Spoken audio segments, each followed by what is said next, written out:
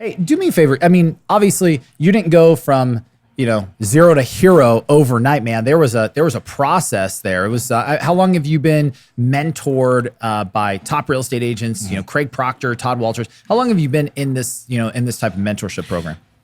So that's a good question. The first thing I'll say is when I got into the program, I was brand new to real estate. I was a Marine, got out of the Marine Corps in 2010. And Well, thank you for your service, by the way. Thank you for your tax dollars. Yeah, absolutely. So I got out of the Marine Corps and I wanted to go into the real estate industry. So I researched, while I was in Afghanistan, I researched the best real estate trainers, coaches, mentors, because I know the value of having a coach who's gone before you and knows exactly what lies ahead. So you're in Afghanistan. So let's paint this picture. You're in Afghanistan, away from you. Are you married at the time, or I am. So so you're married at the time. Any kids? One on the way. Wife is pregnant. So you're in a war zone. Your wife's back home, pregnant, and you're looking at like, what am I going to do next after the military? Why real estate of all things? Well, interestingly enough, real estate is a venue for me to change lives, to help and to serve others.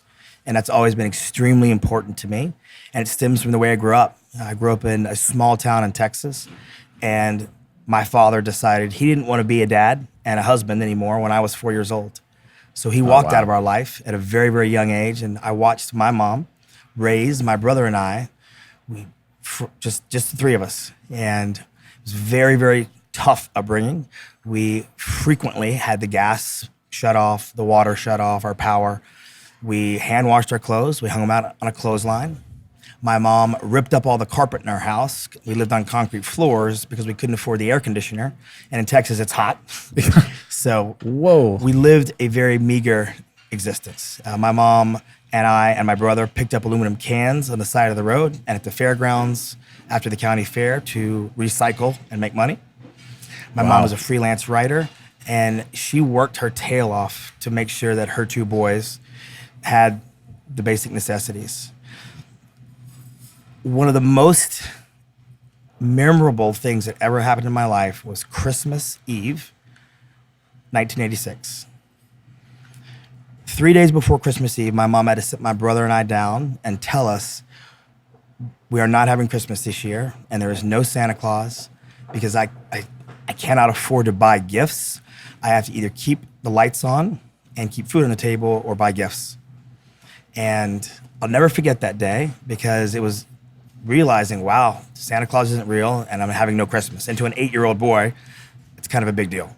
So you're 8 years old at the time, Christmas Eve. That's 3 days before Christmas Eve. 3 days before Christmas Eve. And it's like the fantasy of being a child, you know what I mean? The imagination is just crushed because of your mom's current financial situation and everything she's going through. Yes. That had to be...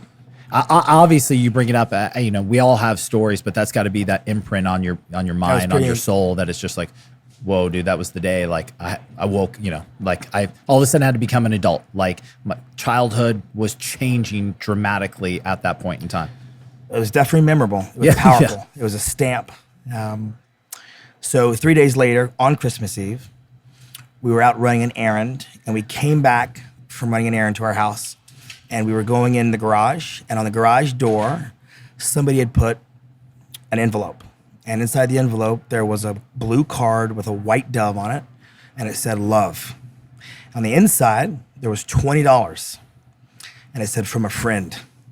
So someone had anonymously seen our situation, wanted no credit, wanted no thanks, wanted no accolades, and they'd given us $20. And in the 1980s, that was a little bit more than it is now. Yeah. But as a result, my mom was able to eke out Christmas. And I don't know how she made that $20 go as far as she did, but she eked out a Christmas for my brother and I. Wow. What an awesome story. I'll never forget it, Blake, because in one instant, I made an incredible realization that the acts of one person can change someone's life in that moment immediately. Because as a result of one person's kindness, 2 kids who did not have a Christmas previously were able to have one. It's one of the most magical, beautiful moments of my life. And it was a paradigm shift that literally made me realize the power of helping and serving others.